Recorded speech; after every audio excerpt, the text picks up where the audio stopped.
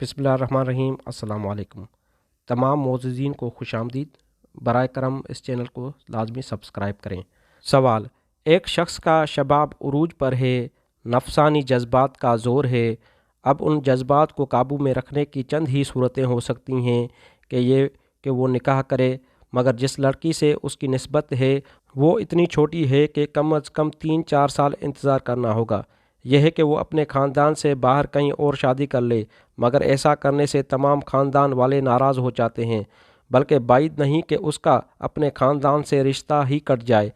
یہ ہے کہ وہ اس نیت سے کوئی عارضی نکاح کر لے کہ وہ اپنی خاندانی منصوبہ سے شادی ہو جانے کے بعد پہلی بیوی کو طلاق دے دے گا، مگر اس میں اور متع میں کوئی خاص فرق نہیں ہے۔ یہ ہے کہ اپنی خواہشات کو قابو میں رکھنے کے لیے مسلسل روزے رکھے، مگر وہ ایک محنت پیشہ آدمی ہے جسے تمام دن مشغول رہنا پڑتا ہے۔ اتنی محنت روزوں کے ساتھ سخت مشکل ہے۔ آخری چارہ کار یہ ہے کہ وہ زنا سے بچنے کے لیے اپنے ہاتھ سے کام لے۔ کیا ایسے حالات میں وہ اس طریقے کو اختیار کر سکتا ہے؟ جواب: نکاح بالغ یعنی ہاتھ سے شہوت رفع کرنے کے بارے میں فقہائے اسلام کے 3 مسلک ہیں۔ ایک یہ کہ وہ مباح ہے اور زیادہ سے زیادہ اگر اس کے خلاف کچھ کہا جا سکتا ہے تو صرف اس قدر کے مکارم اخلاق کے خلاف ہونے کی وجہ سے وہ ایک مکروہ اور ناپسندیدہ فعل ہے۔ اس مسلک کے حامی یہ دلیل دیتے ہیں کہ کسی نص میں اس فعل کے حرام ہونے کی تصریح نہیں ہے، اور اللہ تعالیٰ فرماتا ہے، اللہ نے جو کچھ تم پر حرام کیا ہے اس کو وہ تمہارے لیے مفصل بیان کر چکا ہے،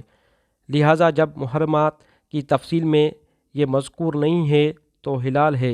ابن حزم نے محلی میں اس رائے کو پورے دلائل کے ساتھ بیان کیا ہے اور سند کے ساتھ یہ بھی بتایا ہے کہ حسن و بصری، عمرو بن دینار اور مجاہد اس کی اباحت کے قائل تھے اور عطا اس کو صرف مکروہ سمجھتے تھے۔ علامہ آلوسی نے روح المعانی میں امام احمد بن حنبل کی یہ رائے نقل کی ہے کہ یہ فعل عند ضرورت اسی طرح جائز ہے جیسے فسد اور پچنے، لیکن مجھے فقہ حنبلی کی کسی مستند کتاب میں یہ فتویٰ نہیں ملا۔ دو یہ ہے کہ وہ حرام ہے، لیکن اگر زنا کے فتنے میں مبتلا ہو جانے کا خطرہ ہو اور آدمی اس سے بچنے کے لیے اس طریقے سے شہوت کی تسکین کر لے تو امید ہے کہ اسے عذاب نہ دیا جائے گا۔ یہ رائے حنفیہ کی ہے، چنانچہ رد المختار میں تصریح ہے کہ یہ فعل حرام اور مستلزم عذاب ہے۔ الہ یہ ہے کہ اگر زنا کے اندیشے سے کوئی اس کا ارتکاب کرے تو اسی کے قریب علامہ آلوسی نے ابن حمام کا قول نقل کیا ہے، اور اسی سے ملتی جلتی رائے علامہ عابدین نے فقی ابو اللیث سے نقل کی ہے۔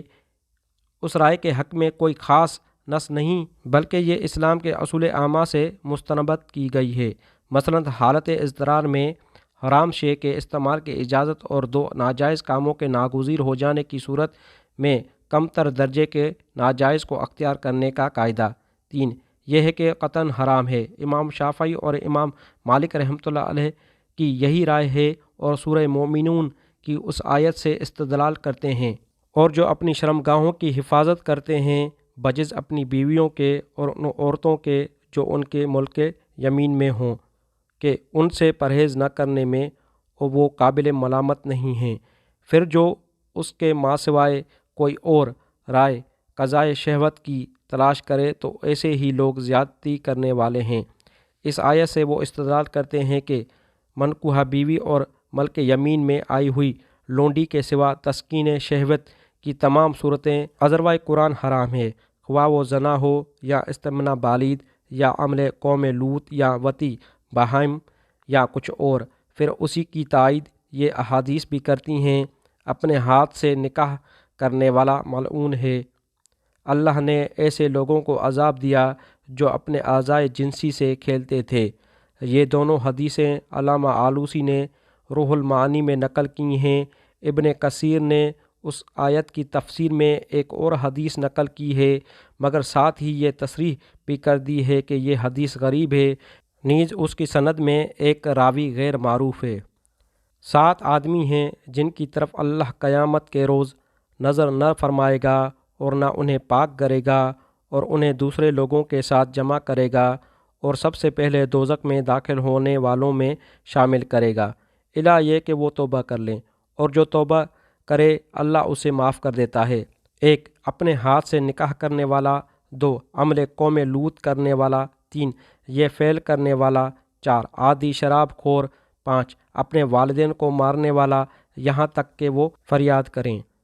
6 اپنے ہمسایوں کو ستانے والا یہاں تک کہ وہ اس پر لعنت کریں، 7 اپنے ہمسائے کی بیوی سے بدکاری کرنے والا۔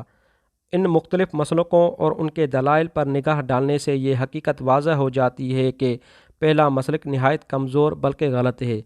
اس لیے کہ قرآن میں حرام چیزوں کی تفصیل بیان ہونے کی معنی یہ نہیں ہے کہ سب حرام چیزوں کو نام بنام بیان کیا گیا ہو، بلکہ اس کا مطلب یہ ہے کہ قرآن میں حرام و حلال کے کلی اصول بیان کر دیے گئے ہیں۔ بس ہر وہ چیز جو قرآن کے بیان کردہ کسی کلیے کے تحت آتی ہو، اس پر وہی حکم جاری ہوگا جو کلیے میں ارشاد ہوا ہو، الا یہ کہ اس کو مستثنیٰ قرار دینے کے لیے کوئی دلیل موجود ہو۔ اب سوال یہ ہے کہ جب قرآن میں عام قاعدہ بیان کر چکا ہے کہ بیویوں اور مملوکہ عورتوں کے سوا قضائے شہوت کے تمام طریقے عدوان ہیں، تو اس سے نکاح بالغ کے مستثنیٰ ہونے کی آخر دلیل کیا ہے؟ اس کے جواب میں بعض لوگوں نے یہ دلیل پیش کی ہے کہ عرب میں اس فعل کا کوئی رواج نہ تھا، نہ کلام عرب میں اس کا کوئی ذکر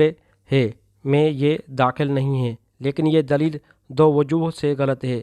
ایک یہ ہے کہ لغت عرب میں اس کے لیے جلد، عمیرہ اور خزخزہ کے الفاظ موجود ہیں، اور زبان میں کسی لفظ کا موجود ہونا اس بات کا قطعی ثبوت ہے کہ اہل زبان اس تصور سے آشنا تھے، اور دوسرے یہ کہ اگر عرب اس سے واقف نہ تھے تو خدا تو انسانوں کے سب افعال سے واقف تھا، اس کے بیان کردہ کلیات صرف انہی جزیات تک آخر کیسے محدود ہو جائیں گے جن سے اس زمانے کے عرب واقف ہوں؟ ان دلائل کی بنا پر صحیح مسلک یہی ہے کہ یہ فعل حرام ہے، البتہ عقل یہ حکم لگاتی ہے کہ اس کی حرمت زنا اور عمل قوم لوط اور وطی بہائم کی یہ نسبت کمتر ہے۔ اس لیے اگر کسی شخص کو ان گناہوں میں سے کسی ایک میں مبتلا ہو جانے کا خطرہ ہو اور اس سے بچنے کے لیے وہ اپنے جوش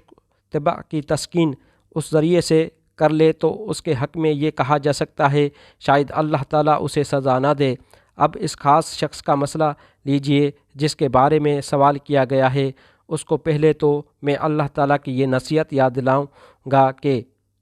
پھر میں اس سے صاف کہوں گا کہ تمہارے معاملے میں وہ حالت ہرگز موجود نہیں ہے جسے تم ایک حرام چیز کو حلال کرنے کے لیے معذرت کے طور پر پیش کر رہے ہو۔ تم محض اپنے خاندان کے خوف سے نکاح نہیں کرتے، حالانکہ اس خاندان نے ایک جوان آدمی کو ایک کم سن لڑکی کے ساتھ منسوب کر کے اپنی نادانی کا پورا ثبوت دے دیا ہے۔ اب اگر نکاح کے مواقع پاتے ہو مگر خاندان کی ناراضی سے ڈر کر نہیں کرتے، تو خواہ تم کوئی سا گناہ بھی کرو خدا کے ہاں ضرور ماخوذ ہوگے، کیونکہ حقیقی مجبوری تمہیں کوئی نہیں ہے۔ حجتیں ڈھونڈنے کے بجائے سیدھی طرح فیصلہ کرو کہ خوف کا مستحق کون زیادہ ہے، خدا یا خاندان۔